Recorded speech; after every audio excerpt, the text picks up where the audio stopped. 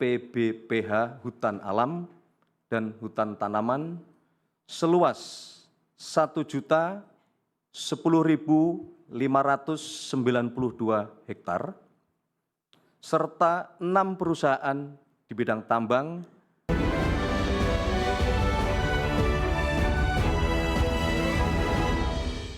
Kembali bersama kami di Prime Market Highlights. Pemirsa, Presiden Prabowo Subianto tegas mencabut 28 izin perusahaan yang terindikasi melakukan perusakan hutan yang menyebabkan bencana besar di Aceh, Sumatera Utara, dan Sumatera Barat. Perusahaan yang dicabut izin pemanfaatan lahan kehutanan tersebut terindikasi perusahaan di sektor pertambangan sumber daya alam dan perusahaan perkebunan. Menteri Sekretaris Negara Prasetyo Hadi menegaskan keputusan final Satuan Tugas Penertiban Kawasan Hutan atau Satgas PKH maksud kami yang mencabut izin 28 perusahaan tersebut terbukti melakukan pelanggaran pemanfaatan kawasan hutan. Pencabutan izin tersebut juga didukung oleh kebijakan Presiden Prabowo untuk segera menertibkan perusahaan-perusahaan perusakan hutan atau perusakan sumber daya alam. Pencabutan 28 izin perusahaan tersebut sebagai upaya memperkuat dan melindungi kekayaan sumber daya alam Indonesia. Pak Presiden mengambil keputusan untuk mencabut izin 28 perusahaan yang terbukti melakukan pelanggaran. 28 perusahaan tersebut terdiri dari 22 perusahaan berusaha pemanfaatan hutan atau PBPH hutan alam dan hutan tanaman seluas 1.010.592 hektar, serta 6 perusahaan di bidang tambang, perkebunan, dan perizinan berusaha pemanfaatan hasil hutan kayu atau PBPHHK.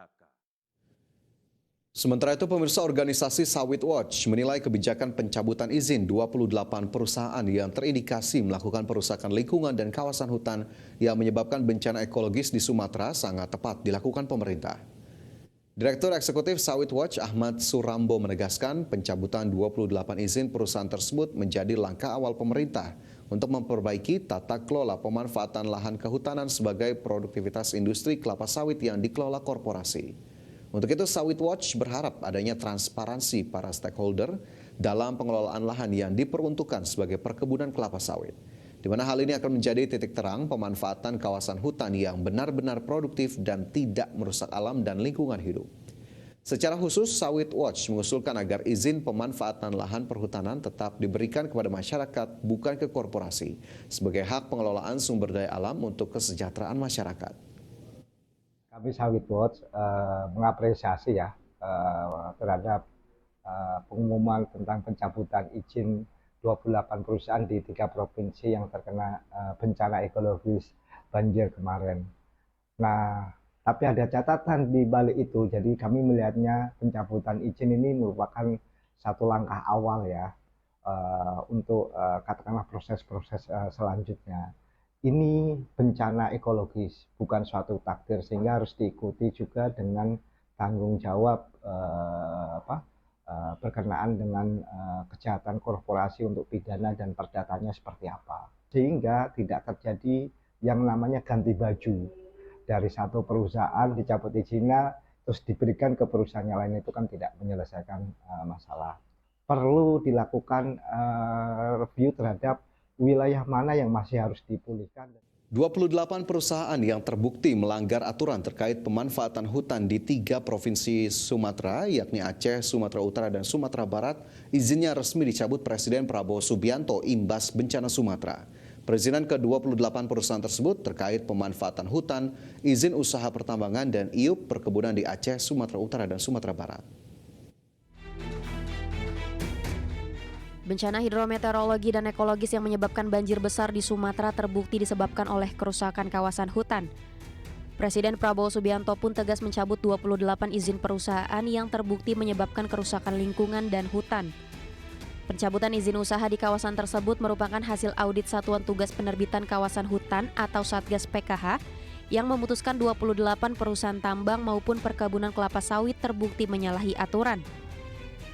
Pencabutan perizinan ke-28 perusahaan tersebut terkait pemanfaatan hutan atau PBPH, izin usaha pertambangan atau IUP tambang, dan IUP perkebunan di Aceh, Sumatera Utara, dan Sumatera Barat.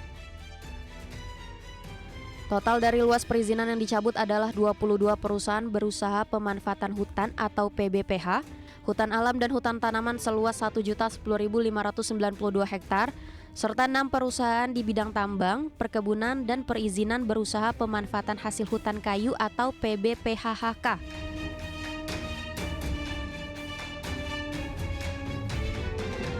Pemerintah tegas menindak perusahaan-perusahaan yang terindikasi menyebabkan bencana Sumatera. Selain itu, pencabutan izin juga sebagai upaya memperkuat dan melindungi kekayaan sumber daya alam Indonesia. Dari Jakarta, IDX Channel.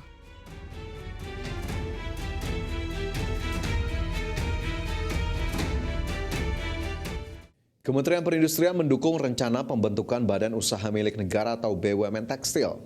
Pembentukan BUMN Tekstil ini sebagai upaya pemerintah untuk kembali mengembangkan industri tekstil. Kementerian Perindustrian mendukung rencana pembentukan BUMN baru di sektor tekstil. Langkah tersebut jadi upaya pemerintah untuk menghidupkan kembali industri tekstil dan produk tekstil dari hulu hingga hilir. Menurut Menteri Perindustrian Agus Gumiwang Kartasasmita, pembentukan BUMN sektor tekstil untuk memastikan kesinambungan industri mulai dari penyediaan bahan baku di sektor hulu, proses antara atau intermediate hingga produksi barang jadi di sektor hilir. Agus Gumiwang berharap dana sebesar 100 triliun rupiah disiapkan dan antara mampu memacu sektor tekstil dan produk tekstil nasional.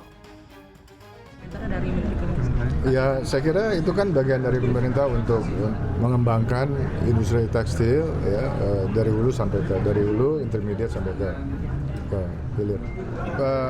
Pemerintah ya, berdasarkan arahan dari Bapak Presiden menyiapkan dana sebesar 100 triliun itu dengan harapan bisa mengisi kekosongan di sektor TPT. Agus menambahkan hingga saat ini pihaknya terus memberikan stimulus dan program berkelanjutan untuk mendukung pengembangan industri tekstil dan produk tekstil nasional. Salah satunya melalui dukungan teknologi dan peralatan, khususnya bagi industri kecil dan menengah agar bisa menjadi bagian dari rantai pasok di industri TPT. Jakarta, Ade Firmansyah, IDX Channel. CEO BPI Danantara Rosan Roslani memastikan pemerintah tengah mengkaji rencana pembentukan BUMN sektor tekstil. Menurut Rosan, setiap rencana investasi dilakukan melalui studi kelayakan dan asesmen menyeluruh, termasuk terhadap sektor tekstil yang saat ini tengah menjadi perhatian pemerintah. Terlebih sejumlah parameter harus dipenuhi, salah satunya penciptaan lapangan pekerjaan dalam jumlah yang sangat besar, di mana industri tekstil menjadi sektor padat karya yang menyerap banyak tenaga kerja. Kita ini di Danantara semuanya tentunya kita melakukan investasi yang kita lakukan itu sudah dalam feasibility study atau assessment yang penuh dari segala macam sektor ya. Ya tentunya juga dari kita kan ada kriteria atau parameter yang harus kita penuhi, termasuk juga parameter yang kita masuk itu adalah lapangan pekerjaan yang saya sampaikan. Mungkin ya we are willing, kita terbuka untuk menerima misalnya investasi yang secara return mungkin lebih rendah dari parameter kita apabila penciptaan lapangan pekerjaan lebih tinggi. Ya mungkin tekstil kan salah satu yang dari segi penciptaan lapangan pekerjaan itu sangat besar ya.